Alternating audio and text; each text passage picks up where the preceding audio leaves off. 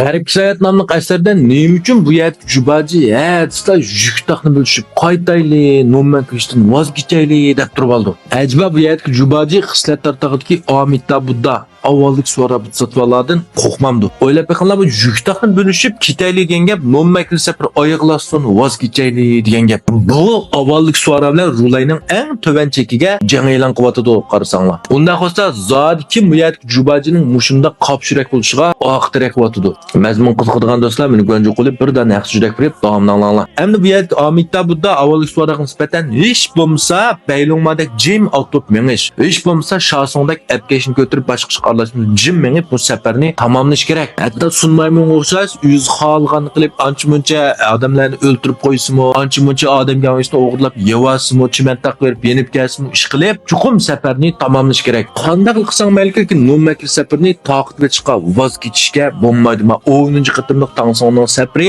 cho'qqum g'alaba qilish kerak.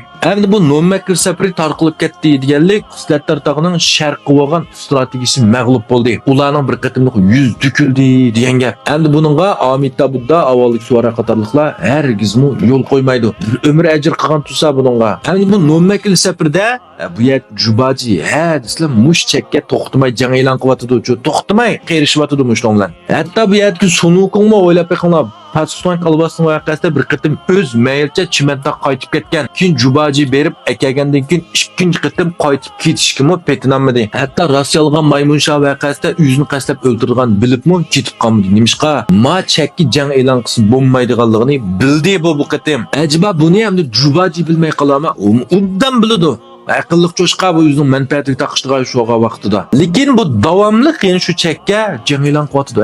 Sizlar juqtaqni bo'lishib qaytaylik, ketaylik, Gollovjonga ketaylik, Asamli Ushaqiga ket, nonni apanga pirib berdi. Tushunami? Hamda bu yerda Jubajining bundaq deyishi Amitabhdan qo'rqmasligi sabab bu vaziyatni xato mo'ljarlab qo'ygan. Ya'ni Jubaji Parishga nimba tushirildi.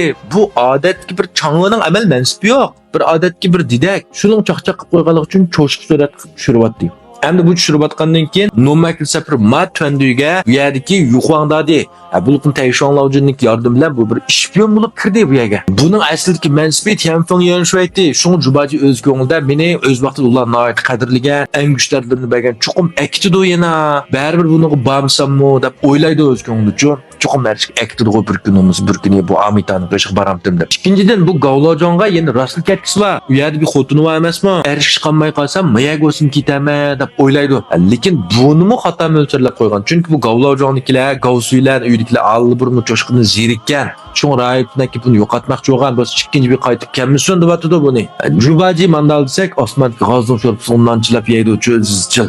Shunga bu yerdagi avvallik suara Amitabh Buddhaga bak pisand qilib ketmaydi. O'zicha Beijing'im yomon meni, aman ketiman-ku deb o'ylab. Endi bu vaqtingizda bu yerdagi Jubaji Amitabh Buddhaning sharqqa bo'lgan strategiyasi va buningga Yurun Sultanning qo'shqanligi amaliyot Yurun Sultanning mo'sh safar orqali Davja bilan Fojaning tangpunligini saqlamoqchi bo'lgan mundaq ishvaligini xato mo'ljarlab qo'ygan. Ham bu safar jarayonidagi mushkulotning nihoyat ko'p, Olvaslining intayin yomon, intayin murakkab, Sunukongdan Tangsongning munosabatning yaxshi emasligini ko'rib, bu safarda muvaffaqiyat qozonalishiga, oxirgi sog' salomat boralishiga ishonmagan.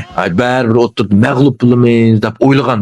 Shuning uchun eng oxirida no'makli safar tamomlangandan keyin bu yerga Amitabh Buddha Jubajiga noiti poklik elchisi degan bir nomni berdi. Fozo qilmadi, shunami? Jubaji buning qancha qoyil emas-ku. Qoyil olmay bektab kelsa, "Isonda bado, yo'lga kelishni chiqirdim, ketma, bormayman" deb ketgandan-ku. Endi qanday qilishimiz deb aytdi. Shuning uchun hayotda hammamiz o'zimizning boy dodlarimiz, boshliqlarimiz bir ishlarga ishinib, boshqalarga o'zimizni bak cho'nchaqlab ketmaylik. Oxirida bizning bu cho'nchiligimiz boshqalarning nazariga bir kulga, shovqaga aylanib qolmasin. Bilamdi? Undan so'ng G'arib Shayat nomli asar qiziqadigan do'stlar, boshqa savollarni olsa pingni qoldirib qo'yinglar.